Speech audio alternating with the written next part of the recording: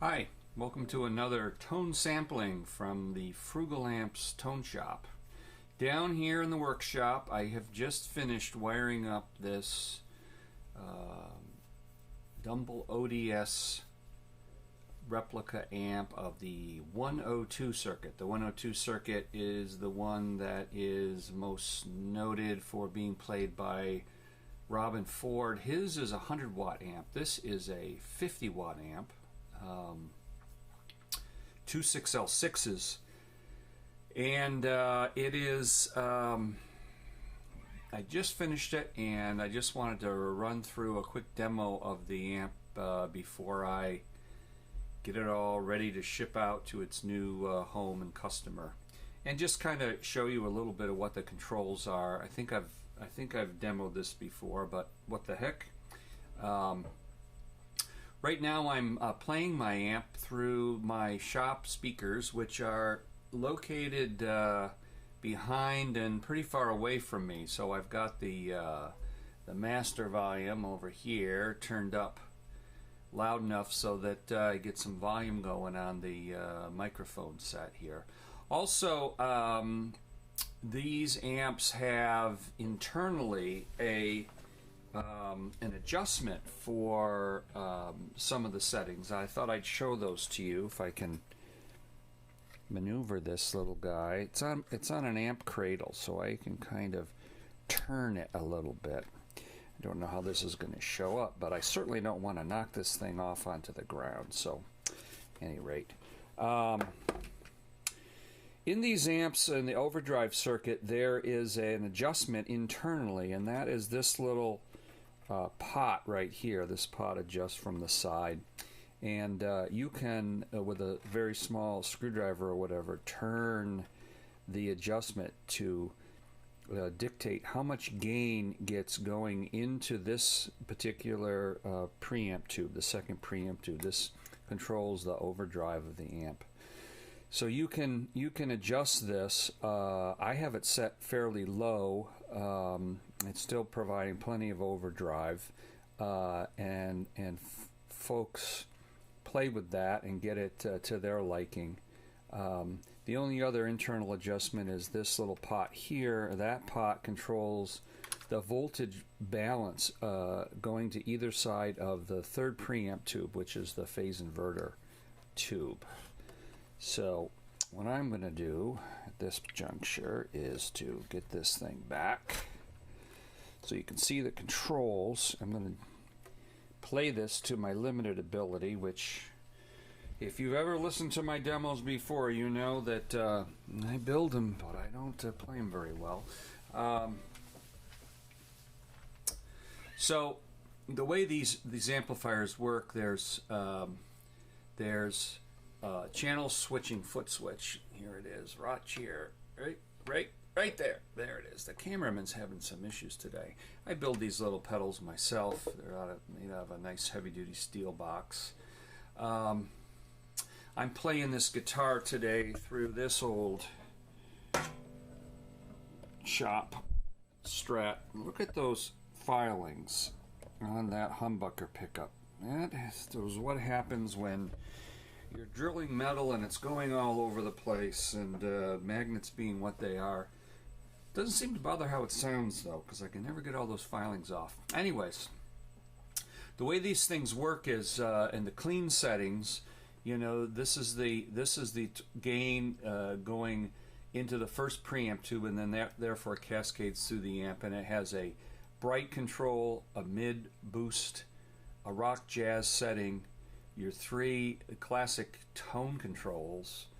Then the overdrive section has a drive setting and a volume, and what you do with the volume is, depending on how you want your overdrive to be, if you want it to be a boosted volume over your clean sound when you're soloing, you set the volume up above what the clean volume is. The clean volume, for example, here on the single coils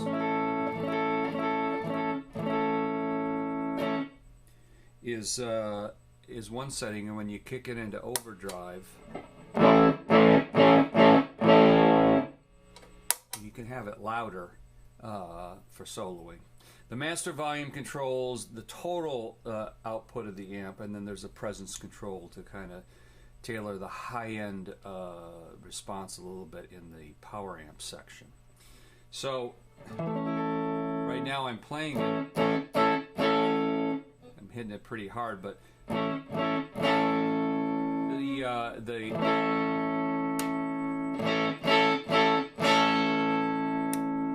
the bright switch switches a small cap in and out of the circuit to accentuate the highs. The mid boost actually, and the rock jazz, both of those settings actually change the tone control stack of the amp a bit. And in the mid boost setting,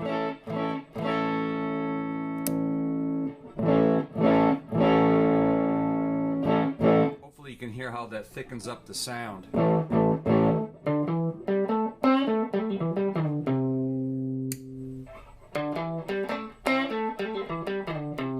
It also, I think, increases the overall volume of the amp. Just that clean setting with the mid boost alone with humbucking pickups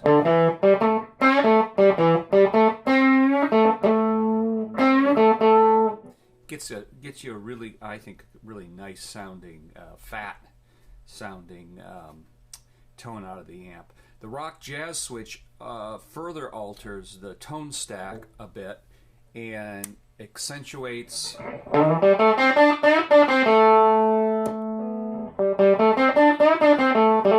don't know if you can pick that up. It's very evident here in my ear that it accentuates the highs and the mids, and I think it increases the volume a little bit too.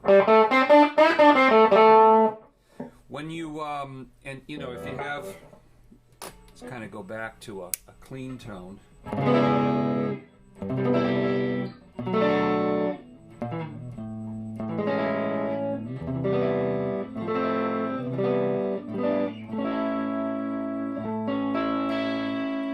You can, of course, use the tone control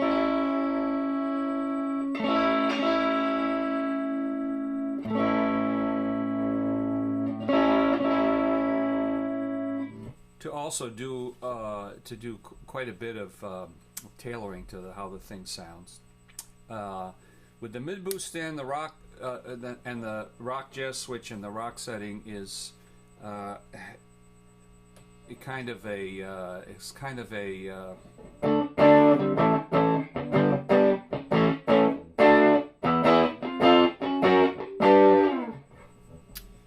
nice.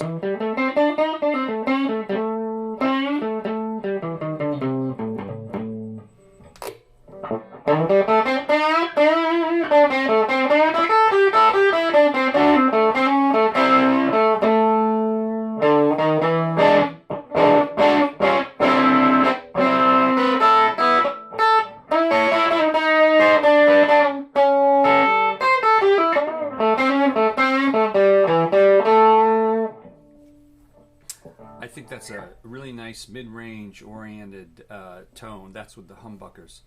If you switch in the preamp boost, what the preamp boost does is take a bunch of the tone controls out of the circuit. I think if I show you, here's with single coils.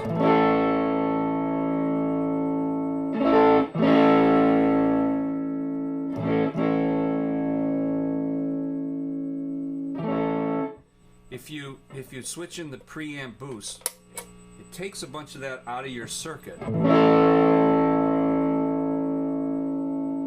those tone controls kind of are bypassed, but it opens up a bunch of gain in the amp.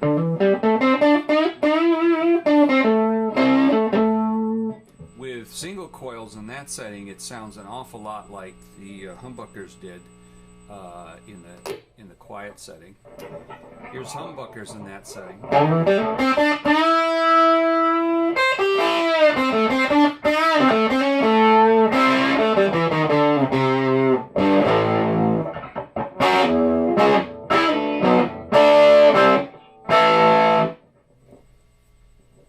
that's a pretty overdriven sound.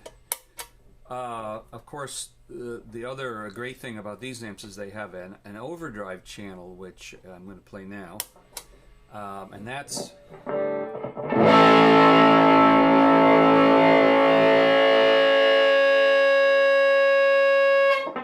As you can tell, I told you about that little adjustment thing that I have set very low for the overdrive. So I mean, there's plenty of gain there, you know, to drive the amp into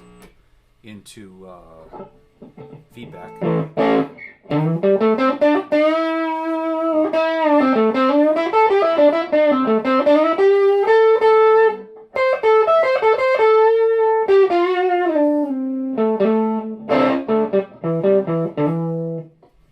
That single coil sound, and the humbuckers fatten it up a lot more.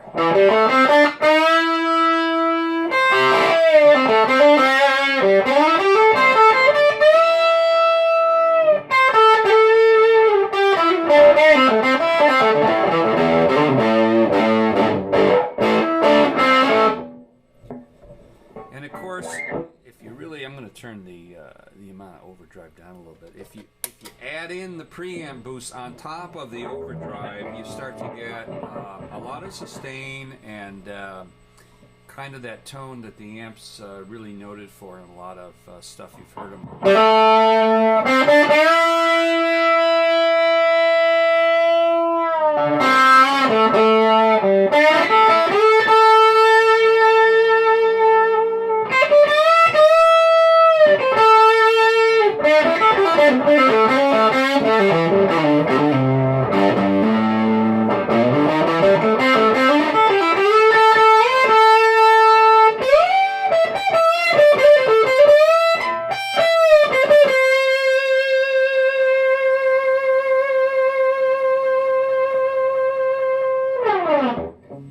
does that for a really long time. I will say about these amps, I think you need to kind of get you gotta bond with them. You have to find out what the kind of tones that you like, the kind of overdrive tones that you like, the kind of guitar that you're playing with it. All that kind of forms what we call the organic whole of how you interact with these things, and they're very flexible, and they're very cool sounding amps. And this one is that 102 circuit I told you about. There's other variations, variations in the tone stacks, variations in the overdrive circuits. There's later versions that accentuated other aspects of the tone. I happen to like the 102. I think it's kind of for me, it's kind of the classic Dumble tone that I like to hear. But there's all different kinds of players that play them and the way they sound. So, anyways, that's the amp.